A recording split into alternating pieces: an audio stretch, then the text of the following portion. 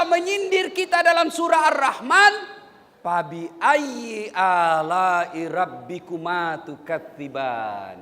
Das'at, nikmat mana lagi yang kau kupuri dari saya? Semua Allah kasih percuma. Macam mana kalau bernapas digaji? Macam mana kalau bernapas dibayar? Dulu waktu Covid namanya Delta, orang hidup udara dari apa namanya itu? Dari tabung.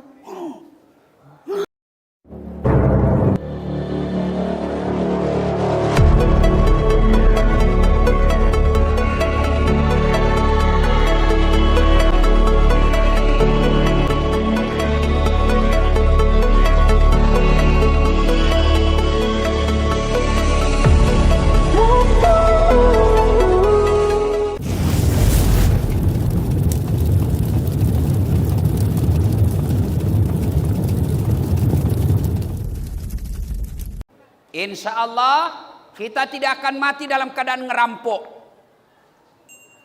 Insya Allah kita tidak akan mati dalam keadaan berzina.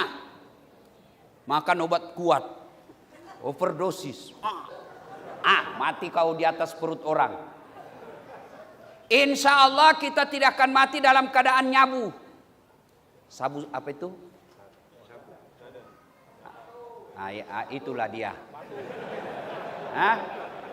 Mabuk, minum khamar, ambil dia punya motor, balap. Bayangkan mabuk setengah, naik motor, dia listrik dikira aspal. Mati kafir dia. Insya Allah. Tapi yang membuat kita bisa mati kafir, hubbi aklil haram, suka makan barang haram. Mana itu? Terutama pedagang. Mana itu pedagang yang suka makan haram? Ini baru tak? Baru. Padahal sudah lama. Ini asli tak? Asli. Sampai bersumpah demi Allah asli. Padahal palsu. Kamu dapat untung, tapi uang yang masuk dalam perutmu uang haram. Wa ahallallahu bai'a wa harramar riba. Allah halalkan jual beli, tapi Allah haramkan riba. Mana itu riba? Menipu pembeli. Berapa harganya ini sarungmu? Ini 20 ringgit.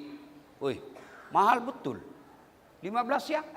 Itu lagi 20 ringgit. Ku kasih kau modal, sama-sama kita orang Bugis.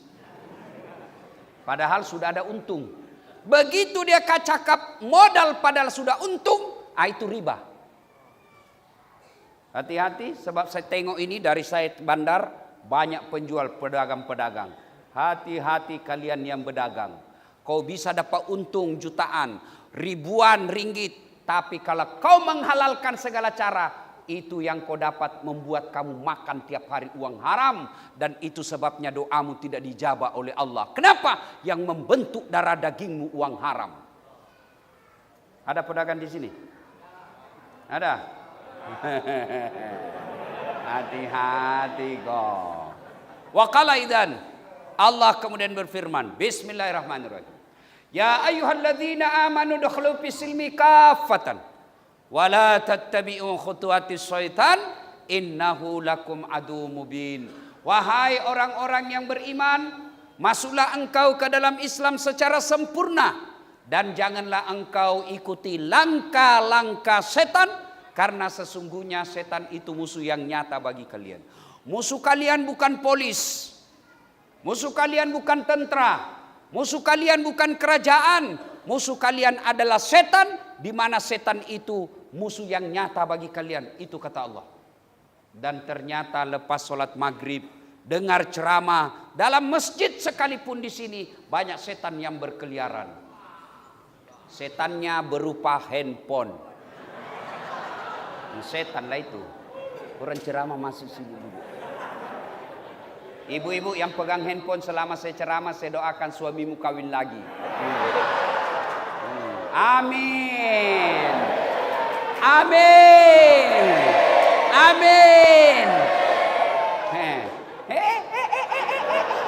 Macam apa kok? Saya musafir, doa saya makbul. Saya pendakwah, doa saya makbul. Saya lebih selesai lagi dakwah. Doa saya makbul. Kudoakan kau yang pegang handphonemu, suamimu kawin lagi. Simpan dulu handphone, simpan. Tak ada siaran langsung, tak ada live, simpan. Sudahlah, tak payah kau konsentrasi. Sebab apabila kau pegang handphonemu, pasti kau tidak simak ceramah saya. Pasti yang kau simak begini. Mana ada kau simak ceramah? Yang kau simak apa? Ini monitormu. Simpan handphone, simpan. Ustadz, kita mau rekam Ustadz, supaya ada kita tengok nanti ulang. Ini ada kamera saya bawa.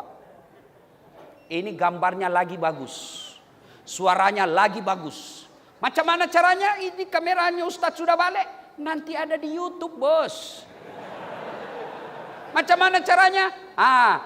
Ustadz Dasat Latif Masjid As-Saimah. Putar itu. Kau pencet, keluar itu ceramah saya di sini. Sudah dipencet Ustaz, tak mau tak putar. Berarti tidak ada kau punya data. Sudah tengok, jangan lupa like, comment, and share. Ya toh? Oke? Setuju? Simpan handphone. Simpan. Wih, hargai juga perasaan saya, bos. Saya berhenti ceramah kalau kau rekam terus. Jaga kau. Simpanlah supaya kita cepat ceramah, ya. Oke, saudara? Bisa? Wa qala idzan bismillahirrahmanirrahim. Innallaha wa malaikatahu yusalluna 'alan nabi. Ya ayyuhalladzina amanu sallu 'alaihi wa sallimu taslima.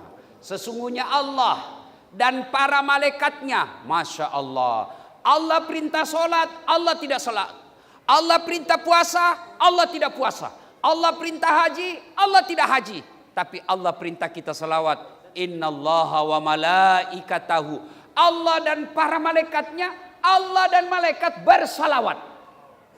Maka wahai orang-orang yang beriman, kata Allah, bersalawatlah kalian kepada Rasulullah dengan sebaik-baik salawat. Tak boleh kita salawat sambil merokok. Tak boleh kita salawat sambil kita makan. Haram, tidak, tak elok namanya. Maka ketika bersalawat, kata Allah, bersalawatlah dengan sebaik-baik salawat. Kita salawat bareng-bareng ya. Bisa? Saya nak dengar puan-puan dulu. Ini cewek-cewek nih. Mana lebih laju suaranya dengan laki-laki? Boleh? Cewek dulu. Salatullah. Ayo ibu. Ala toha. Salatullah. Ala Yasin. Nilainya 7,5. Nah ini nih, kita lelaki, ayo jangan mempermalukan jenis kelamin bos. Ayo, senaki memang nih suaramu, ayo. Salatullah, salamullah, ala toha rasulillah, salatullah, salamullah, ala Yasin. Alhamdulillahi Rabbil Alamin. Tuan-puan yang saya hormati, setiap kita mendengar tausiah, Ustadz pasti pertama yang diucapkan, marilah kita memanjatkan puji dan syukur kepada Allah Subhanahu wa Ta'ala. Lalu ada anak pemuda bertanya, kenapa mesti bersyukur Ustadz? Sekarang ada Covid. Kenapa mesti bersyukur Ustadz? Saya diberhentikan dari kantor sebab ini ada PHK, pemutusan hubungan kerja. Kenapa mesti bersyukur Ustadz? Saya baru saja dipecat di kantor. Kenapa kita bersyukur? Satu, ada saya mau bagi handphone iPhone 13 Max Pro 1 tera. Saya bagi kau gratis. Percuma. Mau? Mau? Angkat tangannya mau. Mana? Oke, kau. Tapi begitu saya kasih kau tuli. Tidak boleh dengar. Mau? Mau? Ayo. Artinya bukan handphone ini yang mahal, tapi telinga. Dan hebatnya lagi di telinga, kau boleh bedakan mana teleponnya istrimu, mana teleponnya cewekmu. Iya toh? Boleh dibedakan mana teleponnya Haji Baco suaranya dan suaranya Dasat Latif. Dan hebatnya lagi ini telinga, tempatnya oke bah. Kamu pernah bayangkan macam mana seandainya telingamu satu dibawa ke lepak? Halo? Ya. Kau di mana? Di sini. Iya toh? Iya. Dan hebatnya lagi di telinga, Masya Allah. Gratis. Tak payah kau bayar. Saya bagi lagi contoh. Mau kamera? Ini kamera 3 kameranya. Itulah dia mahal. Saya ditanya, Ustadz, handphone apa yang mahal? Handphone yang banyak kameranya? Bukan. Handphone apa yang mahal? Handphone yang tidak diperiksa sama istrimu. Biar dia punya 4 kamera, selalu diperiksa istrimu, tak ada guna kau punya handphone. Ini kamera saya. Ini kalau uang Indonesia saya tidak tahu, kalau uang Malaysia. Ini lebih 100 juta. Ini mahal? Bukan ini. Biar ada kau punya ini kamera, kalau tidak ada matamu, kau mau apa? Hah? Ini pun ada kau punya beli, ada duit kau punya beli. Kalau kau tidak punya ilmu pakai ini, tidak bisa kau pakai. Ustadz, foto saya. Oke, setengah badan. Tik, setengah badan betul, tapi pusat ke bawah. Ini guna harus ada ilmunya. Harus tahu diputar-putar supaya fokus. Tapi apakah ini mahal? Bukan. Apa yang mahal? Matamu. Dan ini gratis. Tak perlu begitu kau buka langsung fokus, tidak perlu tak payah kau putar. Iya toh? Hebatnya lagi ini kau punya mata, dia bisa bedakan mana istri, mana tetangga. Tuan-tuan pernah bayangkan bagaimana seandainya tak bisa kita bedakan mana istri, mana tetangga? Kenapa? Malam minggu ini lain-lain rasanya. Ternyata jiran punya istri. Ayo. Kenal Lionel Messi? Kenal? Tahu Lionel Messi? Ronaldo? Muhammad Salah? Apa dia jago? Tak. Tapi Allah kasih dia punya lutut boleh bengkok. Biar dia Muhammad Salah jago tekniknya, tapi dia punya kaki tak boleh bengkok. Mana boleh dia sepak bola?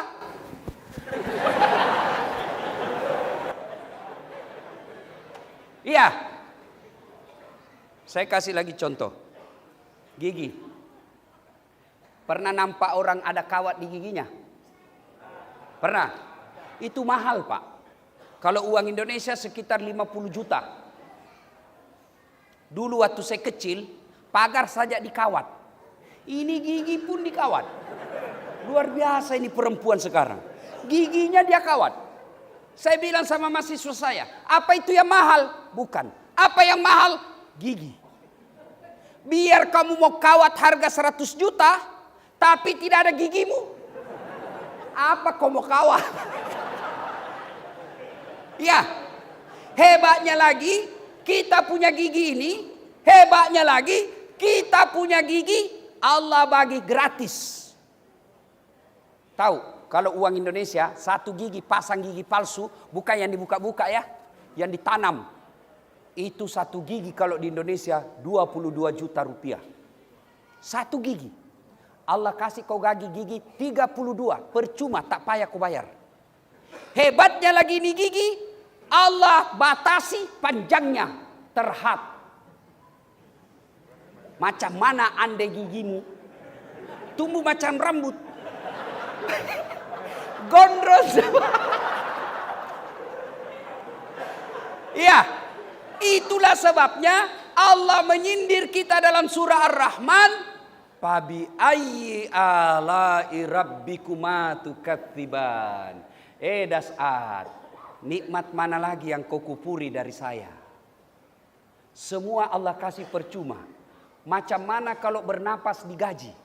Macam mana kalau bernapas dibayar? Dulu waktu Covid namanya Delta, orang hidup udara dari apa namanya itu? Dari tabung. Berapa ringgit habis untuk bernapas? Kita alhamdulillah gratis, tak payah bayar bernapas. Ada nikmat yang paling kita anggap remeh. Apa itu? Kentut. Kau kira ada kawan saya habis duitnya ratusan juta hanya pergi operasi ke Eropa supaya bisa kentut.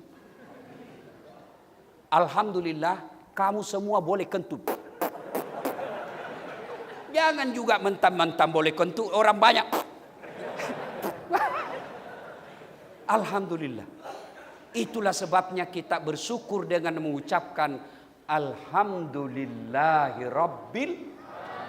Nah, sekarang setelah Allah bagi kesehatan, Allah bagi kereta, Allah bagi rumah, Allah bagi kebun, Allah bagi penglihatan yang baik, Allah minta kau bayar itu. Bayarnya dengan cara apa? Satu, bersyukur. Dengan cara apa bersyukurnya? Alhamdulillahirabbil alamin. Jadi selalu ucapkan Alhamdulillahirabbil alamin.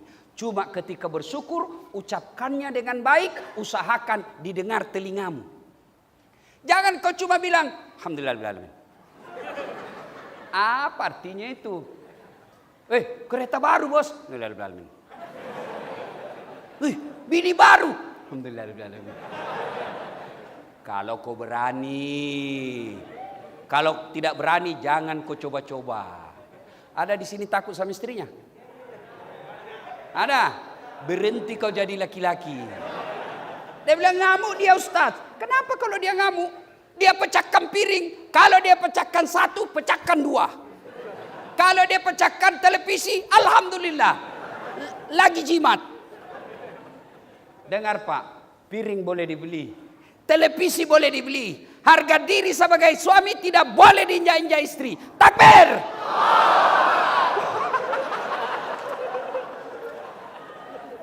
Ini. Oi. Ada istri di sini. Dengar ibu. Nabi bilang begini. Biar ibu puasa Senin Kamis. Syawal sudah tuntas. Tahajud tiap malam. 1 juz 1 hari.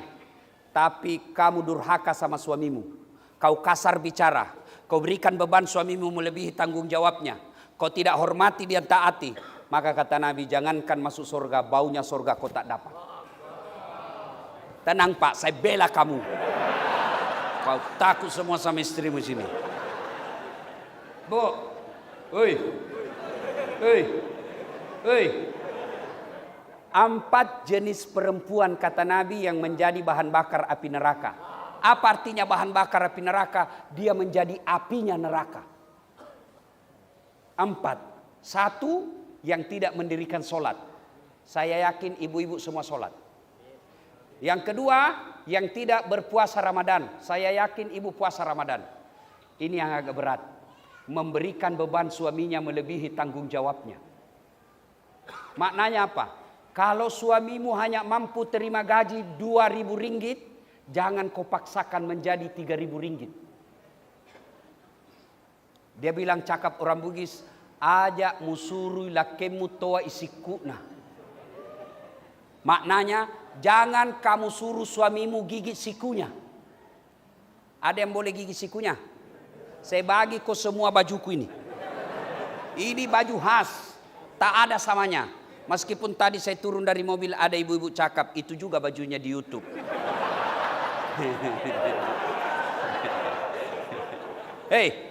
Coba kau gigitlah sikumu. Mana boleh? Itulah orang kalau menyuruh suaminya melebihi tanggung jawabnya, dosa.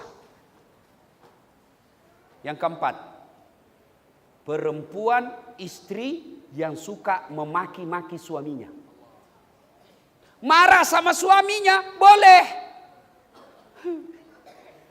Tak kusangka kau begitu, Bang. Jauh-jauh ku tinggalkan Sulawesi.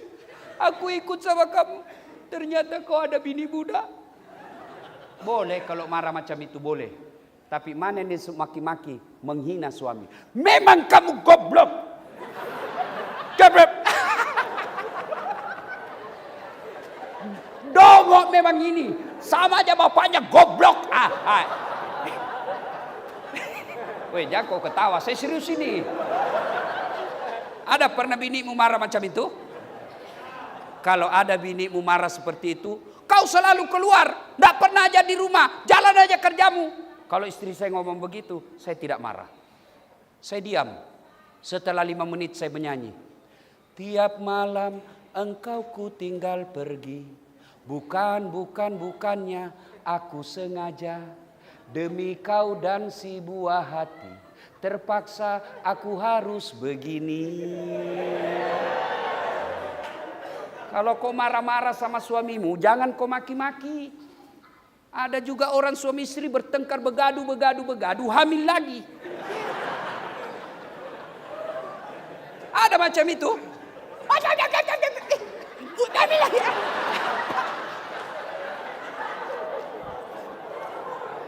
Kalau kau sudah tidak tahan dengan suamimu, bukan dengan menghinanya, bukan dengan memakinya, tapi kau katakan saja, pulangkan saja aku pada ibuku atau ayahku. Masya Allah. Enak kan kalau suami istri marah sambil menyanyi? Kalau dia masih marah lagi, kau lah sindir lagi. Insaflah wahai berhenti sudah itu marah. Ibu bapak saudara-saudara sekalian. Nah, bersyukur dengan cara apa? Mengucapkan alhamdulillahi rabbil alamin. Yang kedua, cara bersyukurnya sujud syukur. Macam mana caranya? Nah, misal kita lagi di masjid, seharian ini alhamdulillah dapat untung dagang. Alhamdulillah anak kita ada kecelakaan kereta, tapi alhamdulillah anak kita lepas dari kecelakaan itu. Caranya, woi Haji, tabrakan, langgar kau punya mobil, tapi alhamdulillah anakmu tak apa-apa. Alhamdulillahirabbil alamin. Jangan kau bilang, alhamdulillah alamin. Itu kan ada orang biasa bersikir tidak jelas apa dia bilang. Terutama kalau selesai maghrib. Ada itu orang biasa imam ustadz, zikirnya terlalu cepat. Semlah. Macam dia makan pisang goreng panas. Semlah. Yang bagus bos. Subhanallah. Alhamdulillah. Alhamdulillahi rabbil alamin. Yang kedua, sujud syukur. Macam mana caranya? Langsung saja sujud. Di mana sujud? Bagus lagi kalau datang masjid. Boleh sujud di rumah? Boleh. Di kebun? Boleh. Tiba-tiba dapat telepon. Alhamdulillah anakmu diterima di kerajaan. Alhamdulillah rabbil alamin. Sujud. Boleh di jalan raya? Boleh, tapi kau lihat dulu kereta limpas. Salatullah, salamullah ala toha rasul. Salatullah salamullah ala yasin. Alhamdulillah. Nah, sujud syukur. Yang ketiga, tadi namanya bertasyakur. Yang kedua, bertafakkur. Apa itu tafakkur? Mikir-mikir. Pikir-pikir, alhamdulillah Allah kasih saya sawit 10 hektar. Alhamdulillah Allah bagi saya kereta 4. Alhamdulillah Allah bagi saya rumah harga 1 juta. Bersyukur. Caranya keluarkan zakatnya. Kalau kalian tidak keluarkan zakatnya, maka kalian masuk kategori at-takatsur. Lomba-lomba memperkaya diri. Guna kereta 5 tambah 6 tambah 7, rumah cantik. tabungan banyak, tapi dia tidak keluarkan zakatnya, maka hartamu itu nanti yang akan menyiksamu masuk ke dalam neraka. Itulah enaknya jadi orang miskin. Kalau orang miskin tak banyak pertanyaan. Mana ada banyak pertanyaan? Tersangka pertama maju. Nama Inem. Pekerjaan pembantu rumah tangga. Gaji 1.000 ringgit 1 bulan. Kau gunakan untuk apa? Sebenarnya tak ada cita-cita saya merantau Malaysia jadi pembantu. Tapi ibu saya sakit di Pinrang. Aku datang ke sini merantau. 500 ringgit ku kirim tiap bulan. 500 ringgit ku tabung untuk kehidupanku sehari-hari. Mobil tak ada. Rumah majikan punya. Handphone tak ada. Kau sholat, alhamdulillah 5 waktu oke. Sholat sunnah saya tunaikan. Kau puasa, alhamdulillah. Ramadan tak ada lepas. Senin Kamis jalan, Syawal pun kutunaikan. Kau sedekah, alhamdulillah. Kalau saya pasar ada duit saya lebih, saya sedekah sedikit. Kau haji, mau tapi tidak ada duit. Allah kemudian berfirman, Inam, meskipun kau hina di hadapan manusia, sekarang aku muliakan kau. Tadkhulul jannati bisalam. Silakan kau masuk surga dari pintu mana yang kau suka. Ada apa mau dia tanya? Kereta tak ada. Bicycle tak ada. Rumah kontrak. Apa dia mau tanya? Tersangka kedua maju. Haji titik. Itu kau kereta dari mana kau dapat? Kalau lihat kau punya gaji tak payah kau dapat itu. Anu apa? Wah, tidak jelas, ditempeleng dia, bah! Keluar darah di telinganya. Dia mau lari ditarik lagi. Itu istrimu pasang kawat dari mana? Itu rumahmu tegelnya dari mana? Itu semua ditanya. Anu apa? Tidak jelas. Tak. Ditinju habis dia, babak belur dia pak. Masuk juga surga, tapi sudah hampir habis sudah mukanya. Sudah hampir mukanya. Masuk dia surga, ketemu sama pembantunya. Kata pembantunya, Tuan Haji, dari mana? Kenapa muka? Jangan banyak bicara di situ. Macam mana boleh terlambat? Saya sudah 3 tahun di sini. Baru saya datang. Kenapa boleh Tuhan terlambat? Sekira ada mobil empat itu kereta empat. Dia bilang itulah kereta, banyak sekali pertanyaannya. Hati-hati kalian yang tidak membayar zakat. Zaman Nabi membentuk pasukan penagih zakat. Zaman Khalifah Abu Bakar Siddiq ada pasukan perangnya untuk memerangi orang yang tidak membayar zakat. Saya bagi contoh. Ini air. Bersih, suci. Boleh saya minum. Bismillahirrahmanirrahim. Inilah gaji. Inilah penghasilan kita yang halal. Menjadi tukang tombak, menjadi sopir, menjadi pedagang, menjadi kaki tangan kerajaan. Ini halal. Karena kita tidak menghalalkan segala cara, hasilnya halal. Bila mana tuan puan tak bayar zakat, maka ibaratnya tuan puan memasukkan air di tandas. Kloset, kasih masuk air. Yang ada itu kalau di kloset, di tandas, ada kan air-air putus itu. Bukan sudah lepas kuningnya. Yang kuning sudah lari dia. Yang masih ada airnya, ambillah air di dalam tandas itu. 1 tetes saja. Kau masukkan 1 tetes di sini. Kamu masih mau minum ini? Masih mau minum ini? Tidak. Itulah harta yang tidak kau bayarkan zakat. Yang tadinya bersih, yang tadinya suci, yang tadinya jernih, menjadi kotor hanya gara-gara 1 tetes itu. Itulah yang 2,5%. Contoh lagi. Pernah beli pisang?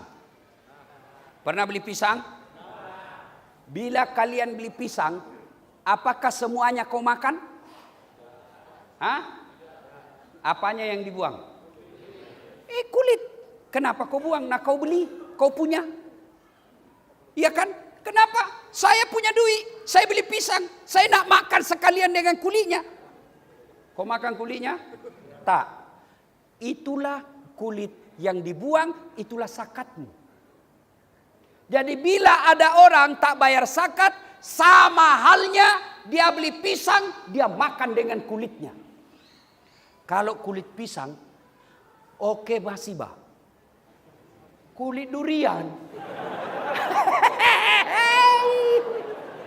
Andre kau lah wajah.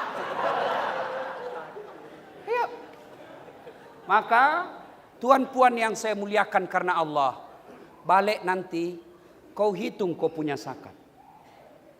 Macam mana caranya Ustadz? Kau punya bicycle, harganya berapa? Zakat itu ada 2 syaratnya, sudah cukup haul dan nisabnya. Haulnya 1 tahun, nisabnya 85 gram emas. Kalau di Malaysia 1 gram emas berapa ringgit? Ibu-ibu biasanya. Berapa? 1 gram emas berapa ringgit? Hah? 200. Hah? Anggaplah 300 ringgit. Indonesia 1 gram sekarang 1 juta rupiah. Anggaplah 300 ringgit. 1 gram. Berarti kali 85. 300 kali 85. Supaya ini jelas. Sebab harus jelas kalau Bapak tidak menderita Bapak nanti ketika mati. Disuruh pikul semua itu. Dijadikan bara api neraka. Lalu disuruh makan kau. Bahasanya orang di Indonesia di Bugis. Andre kola buajat. Makan kamu itu serakah. Kau didorong masuk di mulutnya. Tapi bukan lagi pisang. Bara api neraka. Nah. 300 ringgit. Kali. Kali 85. Sama dengan 25 ribu ringgit. Maknanya apa? Bila Bapak Ibu punya harta mobil senilai 25 ringgit, 25 ribu ringgit, tanah senilai 25 ribu ringgit, rumah senilai 25 ringgit, tabungan di bank 25 ribu ringgit, maka wajib kau keluarkan 2,5%. Berapa 2,5%? Cuma berapa itu? Ya sudahlah kau hitung sendiri. Kau kasih susah lagi saya.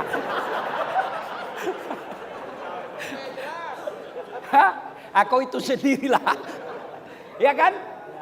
Maknanya kalau 1 juta itu 2,5% keluarnya cuma 25 ribu.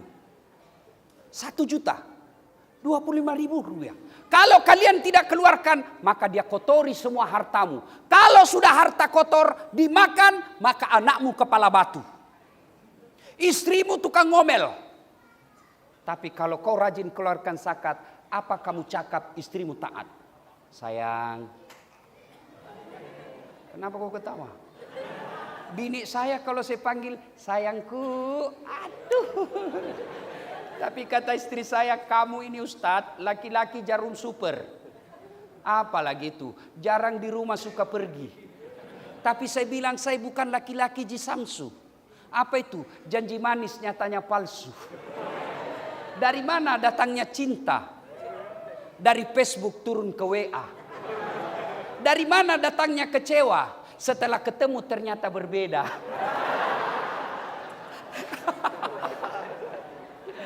Nah, ibu bapak saudara-saudara sekalian, hitung itu.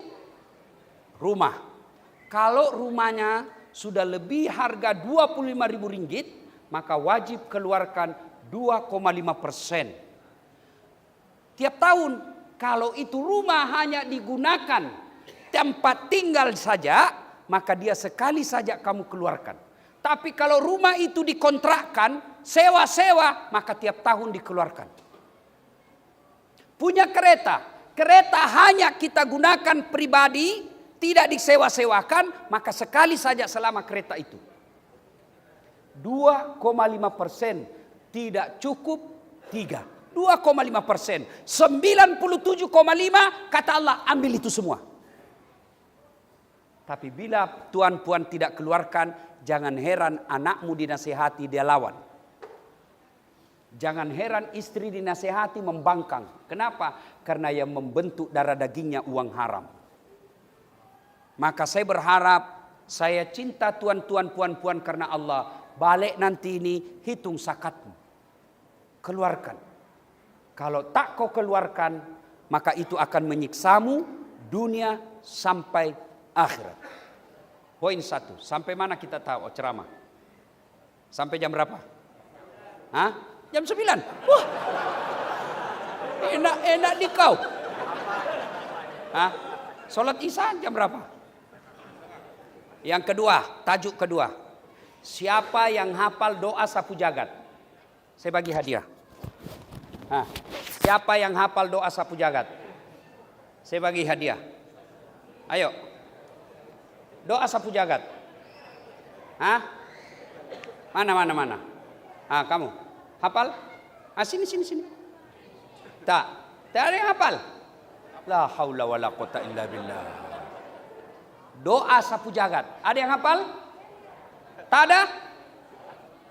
Pasti kamu hafal semua. Cuma kau tidak tahu judulnya.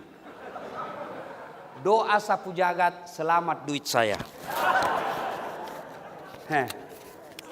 Doa sapu jagat itu Rabbana fid dunya wa fil akhirati wa qina.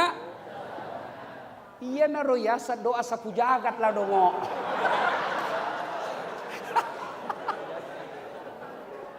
Ada yang hafal? Kok tidak jadi? Ada yang hafal artinya? Artinya. Ada yang hafal? Saya bagi lagi hadiah. Ayo. Budak-budak. Ah, sini kau. Sini. Cepat, kau masuk di YouTube.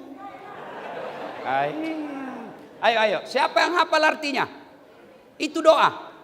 Hah? Orang tuanya? Tak ada juga. Wah, pantas doamu tidak dikabulkan. Kamu minta tak tahu apa yang kau minta. Allahu Akbar. Macam mana doamu mau dikabulkan? Kamu tidak tahu apa yang kau minta. Padahal doa ini kalau Allah kabulkan itu aman kau dunia akhirat. Fid dunya hasanah, selamat di dunia. Wa fil akhirati hasanah, selamat akhirat. Maknanya kaya dunia, kaya akhirat. Maknanya pejabat dunia, pejabat akhirat. Maknanya hebat dunia, hebat akhirat. Berapa banyak kita lihat hebat di dunia, sengsara di akhirat. Hebat di dunia, menderita di akhirat. Orang Islam doanya fid dunya hasanah, wa fil akhirati hasanah. Pantaslah kita tidak dikabul doa. Kita tak tahu apa yang kita minta. Minta kak, kata saya apa kau minta? Tidak tahu, minta saja. Beleng-beleng kau namanya. Nah, sekarang menurut para ahli tafsir ayat fid dunya hasanah. Mana sih yang dimaksud fid dunya hasanah? Mana yang disebut selamat di dunia? Menurut ahli tafsir, ahli yang belajar tentang Quran, fid dunya hasanah itu 4 unsur. Pertama, punya pasangan yang soleh dan soleha. Bagi tuan puan yang sudah punya istri, periksa istrimu. Kalau istrimu suka ngomel, kau tidak fid dunya hasanah. Kalau suamimu tukang selingkuh kasar memukul, pak, nerakanya dunia kau dapat. Dan percaya bapak-bapak yang saya hormati ini, tuan-tuan, kita bisa seperti ini bukan karena kita jago, tapi karena istri kita baik. Saya nih bisa ceramah macam ini bu, bukan karena saya hebat, tapi mamanya Ece yang jago. Mana boleh saya ceramah kalau istri saya tidak bagi laluan. Mana boleh saya ceramah kalau istri saya menyiksa.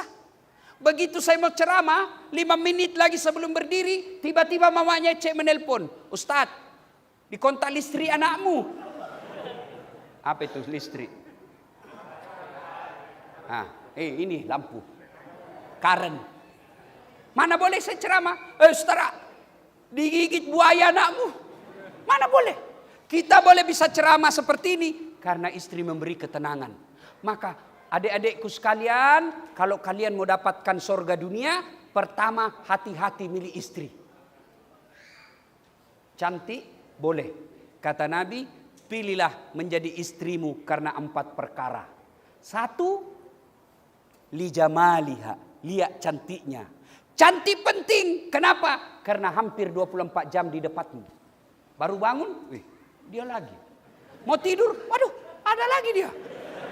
Balik kantor, angkasih. Nak makan, dia lagi. Jadi kalau jelek casingnya, cepat kau ganti casing. Tapi ingat, cantik jangan kau jadikan ukuran utama. Karena cantik pasti ada batasnya. 17 tahun, Sweet 17, cantik. Balik angka 17. 71, masih cantik. 17 tahun, senyum. Semua cowok terpesona satu kampung. 71 tahun, senyum. Lari cucunya, dikira mau digigit. Cantik menurut Haji Baco, belum tentu cantik menurut saya. Saya ditanya, Ustadz, siapa perempuan tercantik di dunia?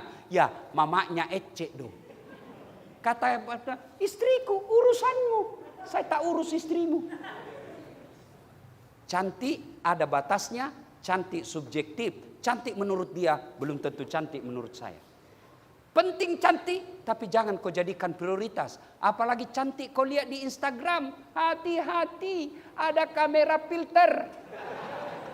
Kamera 360. Cantik betul ketika dilihat di Facebook. Mulus. Tak ada noda. Begitu lihat aslinya. Hancur. Hati-hati. Adik-adik sekalian. Hati-hati milih istri. Ustadz, bagaimana caranya dapat istri yang baik? Tak payah kau pikirkan, biar Allah yang kirim. Gimana caranya? Kau jadi orang baik, Allah kirimkan kau laki-laki baik-baik, perempuan baik-baik. Buka Quran. Laki-laki baik-baik tidak akan menikah kecuali dengan perempuan baik-baik. Dan perempuan pezina tidak akan menikah kecuali dengan laki-laki pezina. Jadi bila nak punya istri yang baik, kau dulu jadi orang baik. Bila nak punya suami yang baik, kau dulu jadi suami istri, anak yang baik. Sekarang banyak anak muda, statusnya OTW jogging,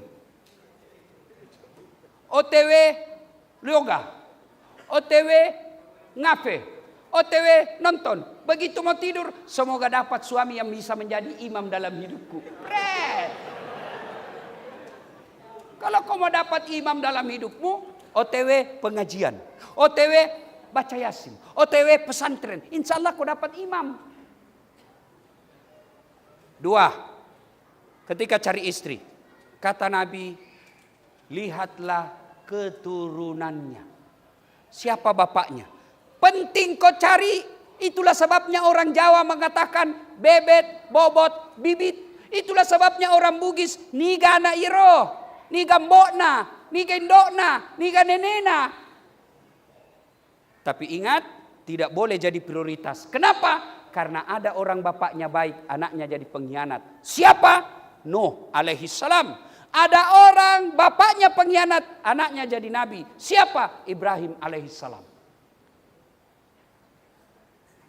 Yang ketiga, kata Nabi, lihat kekayaannya. Siapa itu? Kaya dia, bah. Boleh. Tapi jangan kau jadikan ukuran. Kaya dia, betul kaya, tapi 13 bersaudara. Habis bagi warisan. Yang keempat, kata Nabi, pilihlah karena agamanya. Lalu mahasiswa bertanya, Ustadz, kenapa agama nomor 4? Mestinya agama nomor 1.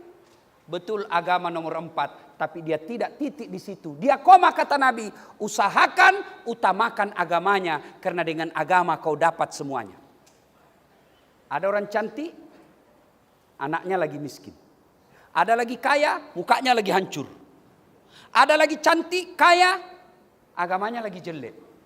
Maka untuk mendapat perempuan, dialah cantik, anak orang kaya, keturunan baik-baik, hafal Quran, 100 perempuan belum tentu ada 1. Bila tuan-tuan tahu ada di situ, di sini di Tawau, ada bapak kenal cantik, anak keturunan orang kaya, baik-baik, hafal Quran, tunjukkan saya juga masih mau.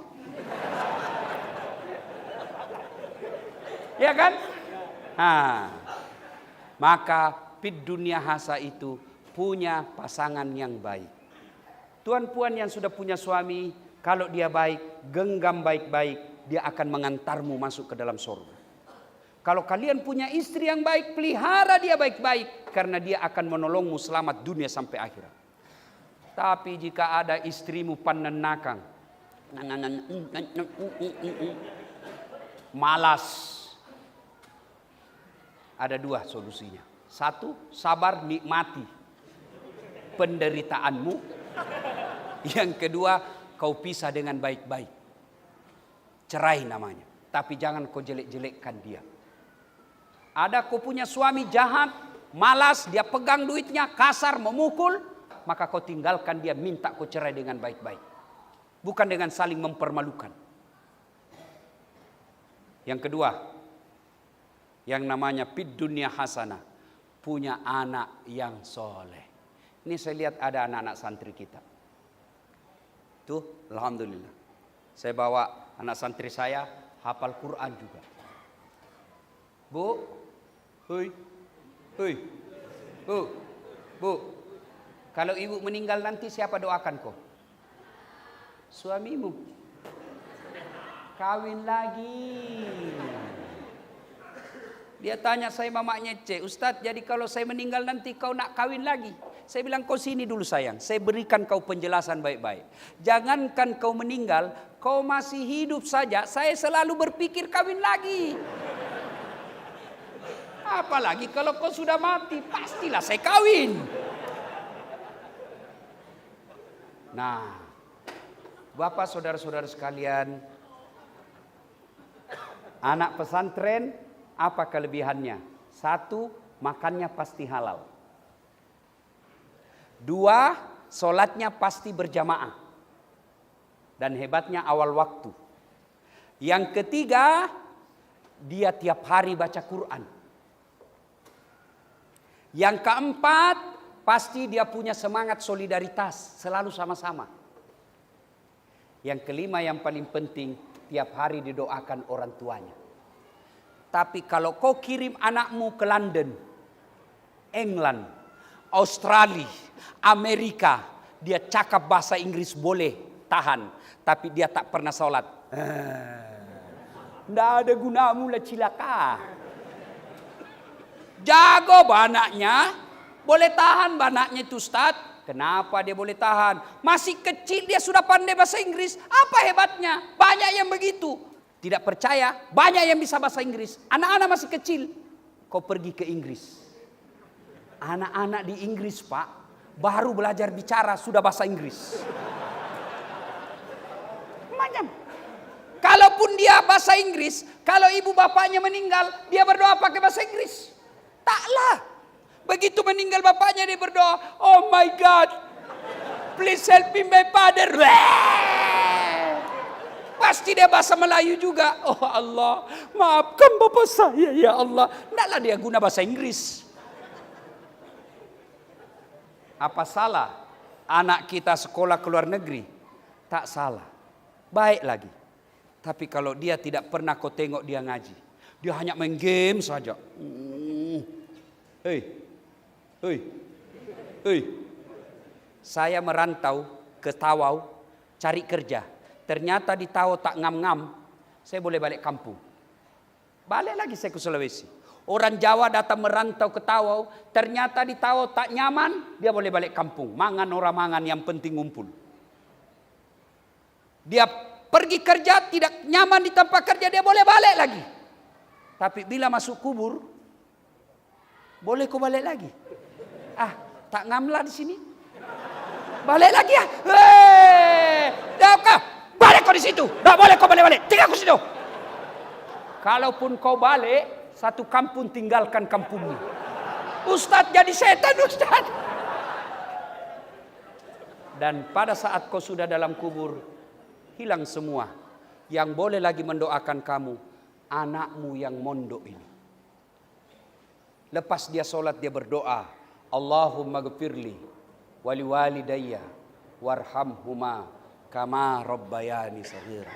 Saya bukan memuji diri. Bapak saya sudah arwah 10 tahun yang lalu. Tapi rasa-rasanya tidak pernah sehari pun saya tidak doakan bapakku ketika saya sholat. Alhamdulillah saya tidak kaya. Tapi saya buatkan masjid di kampung saya, nama bapak saya, Masjid Bani Abdul Latif. Itu kalau anak baik agamanya. Tapi kalau anakmu tidak baik agamanya, kau sudah dikubur, kereta dia beli. Kau sudah dikubur, dia begadu gara-gara sawitmu. Kau sudah dikubur, anakmu begadu gara-gara warisan rumah. Maka tuan puan yang saya muliakan, anak soleh dan soleha adalah kekayaan kita dunia sampai akhirat. Nak berlama-lama tapi waktu yang membatasi kita. Insya Allah lain waktu dan kesempatan kita akan lanjutkan. Sebelum saya akhiri, saya nak berpantun. Buah kelapa, buah durian. Buah nangka, buah pepaya. Buah durian, buah nenas. Itulah buah-buahan. Assalamualaikum warahmatullahi wabarakatuh.